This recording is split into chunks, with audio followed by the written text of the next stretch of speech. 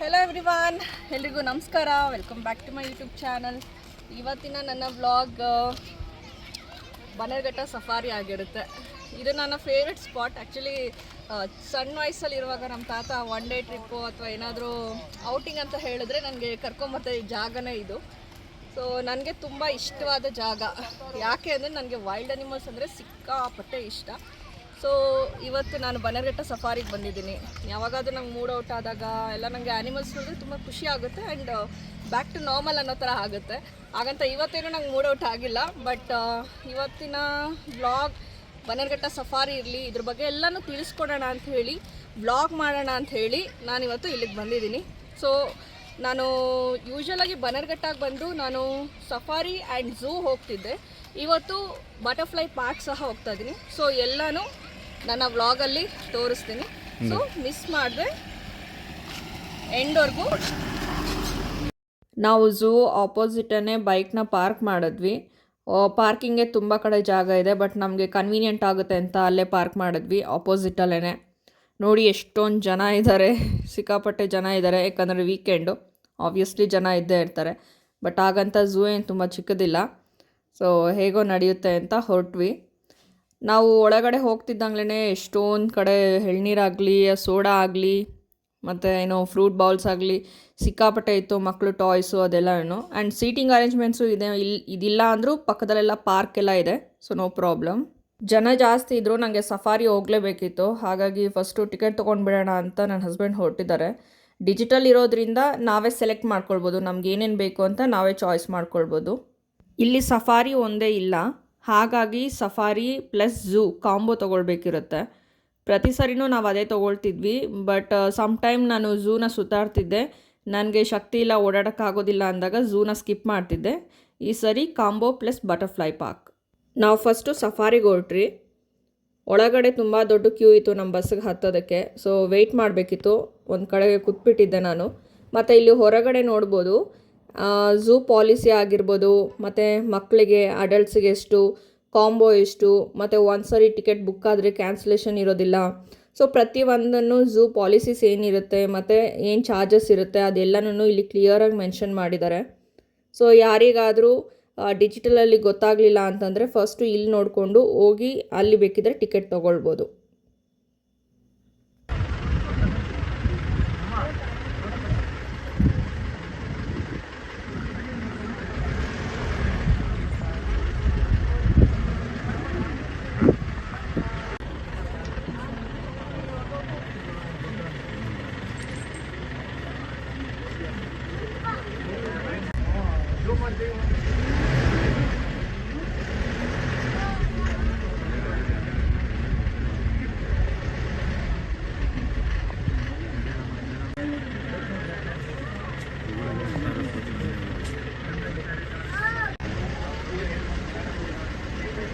days ఉంటాము. 8 months ಅಲ್ಲೊಂದಿದೆ.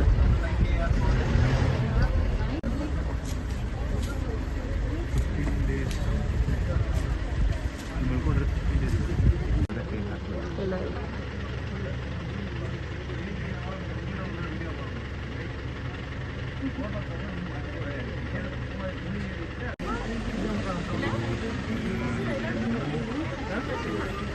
ಇಲ್ಲ ಮಾರ್ಕ್ಗಳು ನೋಡೋದಕ್ಕೆ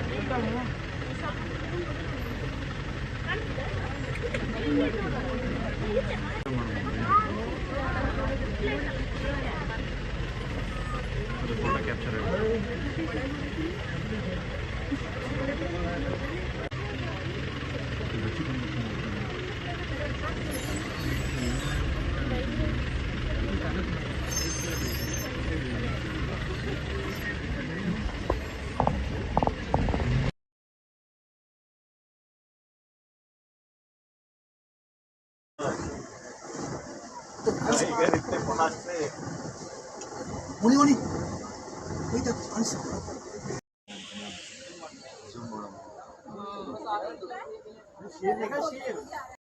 ಇದಿಷ್ಟು ವೀಡಿಯೋಸು ನಾನು ಏನಾಗ್ತಾ ಇದೆಲ್ಲ ನಾನು ಸಫಾರಿದು. ಈ ಸರಿ ಯಾಕೋ ನಂಗೆ ಅಷ್ಟು ಸ್ಯಾಟಿಸ್ಫೈ ಆಗಲಿಲ್ಲ. ಯಾಕಂದರೆ ಎವ್ರಿ ಟೈಮ್ ನಾನು ಕೂತಿರೋ ಸೈಡಲ್ಲೇ ನನಗೆ ತುಂಬಾ ವೈಲ್ಡ್ ಅನಿಮಲ್ ಸೈಟ್ ಆಗ್ತಿತ್ತು. ಅಂದರೆ ಆನೆ ಎಲ್ಲ ಚೆನ್ನಾಗಿ ಸೈಟ್ ಆಗಿದೆ. ಬಟ್ ವೈಟ್ ಟೈಗರ್ ಆಗಲಿ ಚಿರತೆ ಆಗಲಿ ಇವೆಲ್ಲ ನನಗೆ ಅಷ್ಟಾಗಿ ಸೈಟ್ ಆಗಲಿಲ್ಲ, ದೂರ ದೂರ ಇತ್ತು, ಅಷ್ಟು ಕ್ಯಾಪ್ಚರ್ ಮಾಡ್ಕೊಳಕ್ಕಾಗಲಿಲ್ಲ. ಸೊ ಈಗ ನಾವು ಬಟರ್ಫ್ಲೈ ಪಾರ್ಕ್ ಹೋಗ್ತಾ ಇದ್ದೀವಿ. ಆ ಪಾರ್ಕ್ ಹೋಗೋ ದಾರಿಯಲ್ಲಿ ಒಂದು ಫೌಂಟೈನ್ ಇದೆ. ಇದು ವ್ಯೂ ತುಂಬ ಚೆನ್ನಾಗಿದೆ. ಸಫಾರಿಯಿಂದ ಬಂದು ಬಸ್ ಎಲ್ಲಿ ಸ್ಟಾಪ್ ಆಗುತ್ತೋ ಅದೇ ರೈಟ್ ಸೈಡಲ್ಲೇ ಬಟರ್ಫ್ಲೈ ಪಾರ್ಕ್ ಇರೋದು. ಹತ್ತಿರನೇ, ತುಂಬ ದೂರ ನಡೆಯೋಷ್ಟಿಲ್ಲ. ಸಫಾರಿಗೆ ಹೋಗುವಾಗಲಿ ಅಥವಾ ಝೂ ಒಳಗಡೆ ಆಗಲಿ ಸಿಕ್ಕಾಪಟ್ಟೆ ಕ್ರೌಡ್ ಇದೆ, ಒಂಥರ ಸ್ವಲ್ಪ ಹಿಂಸೆ ಆಗುತ್ತೆ. ಬಟ್ ಆದರೆ ಬಟರ್ಫ್ಲೈ ಪಾರ್ಕಿಗೆ ಬಂದರೆ ತುಂಬ ಪೀಸ್ಫುಲ್ ಆಗಿದೆ.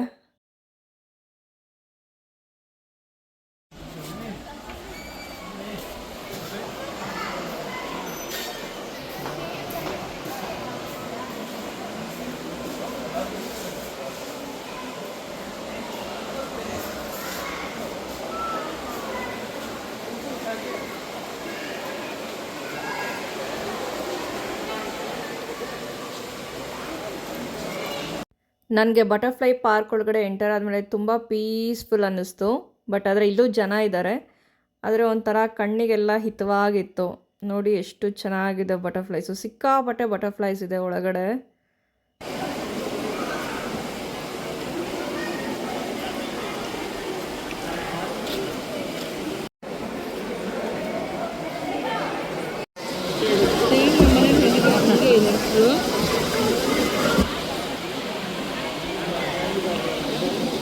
ಬಟರ್ಫ್ಲೈ ಪಾರ್ಕ್ ಒಳಗಡೆ ಬರೀ ಬಟರ್ಫ್ಲೈಸ್ ಮಾತ್ರ ಇರಲಿಲ್ಲ, ಅದರ ಫ್ರೆಂಡ್ಸ್ ಆಗಿರೋ ಫ್ಲವರ್ಸ್ ಮತ್ತು ಫಿಶ್ಗಳು ತುಂಬ ಇದ್ವು.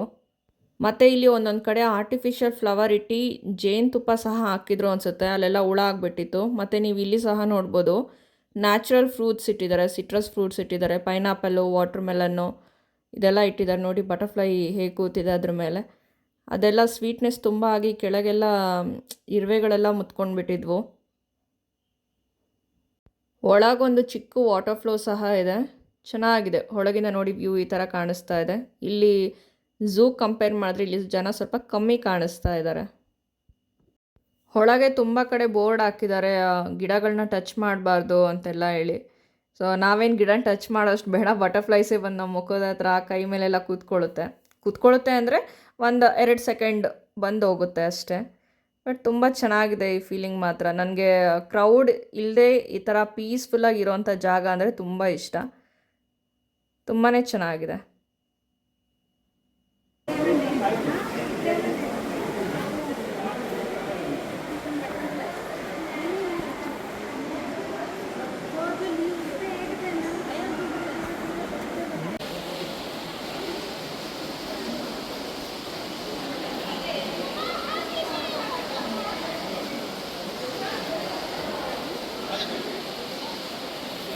ಬಟರ್ಫ್ಲೈಸ್ ಜೊತೆಯಲ್ಲಿ ಆಟ ಆಡಿ ಸ್ವಲ್ಪ ಟೈಮ್ ಸ್ಪೆಂಡ್ ಮಾಡಿದ್ದಾದಮೇಲೆ ಅದ್ರ ಬಗ್ಗೆ ತಿಳ್ಕೊಳ್ಳೋಣ ಅಂತ ಒಳಗೆ ಹೊರಟಿದ್ವಿ.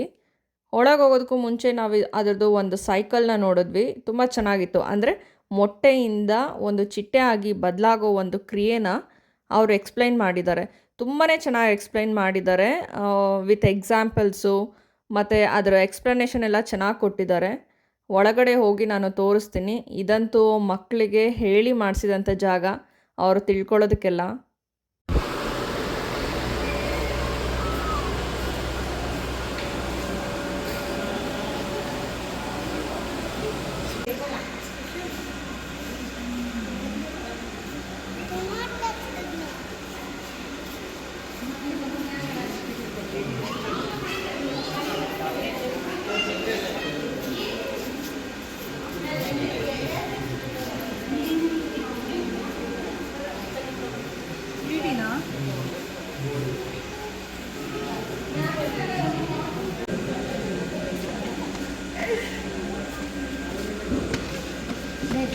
ये चीज़ कितनी मस्त है। ये वो जो अपने को छोटी छोटी वो जो बताई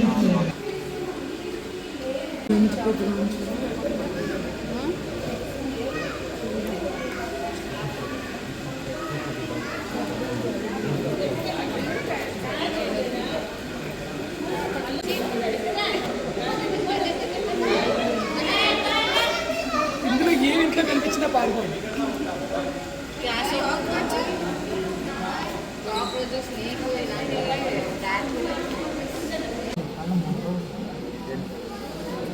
ಅದೇ ನೋಡಿದೆ ಚೇಳು ಹ್ಞೂ ಪಾಮು ಗ್ರೀನ್ ಕಲರ ಅಲ್ಲಿದಂದಲ್ಲಿ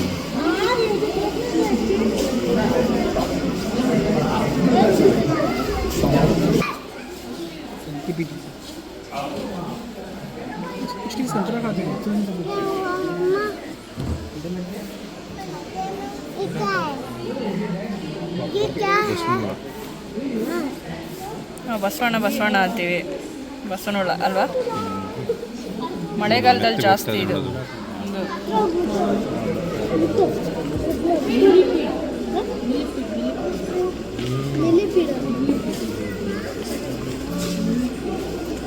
ನೋಡಿದ್ರಲ್ಲ ಇದಿಷ್ಟು ಇವತ್ತಿನ Bannerghatta safari plus butterfly park ಆಗಿತ್ತು. ಈ ಸರಿನೂ ನಾನು ಝೂನ ಸ್ಕಿಪ್ ಮಾಡಿದೆ ಬಿಕಾಸ್ ವಾಕ್ ಮಾಡೋಷ್ಟು ಸ್ಟ್ರೆಂತ್ ಇರಲಿಲ್ಲ. ಯಾಕಂದರೆ ಸಫಾರಿ ಮತ್ತು ಬಟರ್ಫ್ಲೈ ಪಾರ್ಕ್ ನೋಡೋಷ್ಟರಲ್ಲಿ ಸುಸ್ತಾಗಿತ್ತು. ಆ್ಯಂಡ್ ವೆರಿ ಫಸ್ಟ್ ಟೈಮ್ ನನಗೆ ಈ ಸರಿ ಸಫಾರಿ ಸ್ವಲ್ಪ ಡಿಸಪಾಯಿಂಟ್ ಆಯಿತು. ಬಟರ್ಫ್ಲೈ ಪಾರ್ಕ್ನ ತುಂಬ ಇಷ್ಟಪಟ್ಟೆ. ಹಾಗೂ ಈಗ ಟೈಮ್ 3 ಗಂಟೆ ಆಗೇ ಬಿಡ್ತು. ಈ ಸರಿನೂ ಊಟ ಸ್ವಲ್ಪ ಲೇಟ್ ಆಯಿತು. ನನ್ನ ಫೇವ್ರೇಟು ಜೋಳದ ರೊಟ್ಟಿ ಊಟ ಮಾಡೋಣ ಅಂತ ಹೋಗಿದ್ವಿ.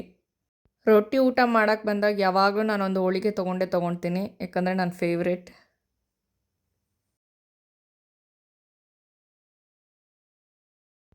ಇದನ್ನು ಮುಗಿಸಿ ನಾವು ಅನ್ಎಕ್ಸ್ಪೆಕ್ಟೆಡ್ ಆಗಿ ಇನ್ನೊಂದು ಜಾಗಕ್ಕೆ ನಾವು ಹೋಗಿದ್ವಿ. ಅದನ್ನು ನಾನು ನನ್ನ ನೆಕ್ಸ್ಟ್ ವ್ಲಾಗಲ್ಲಿ ತಿಳಿಸ್ತೀನಿ.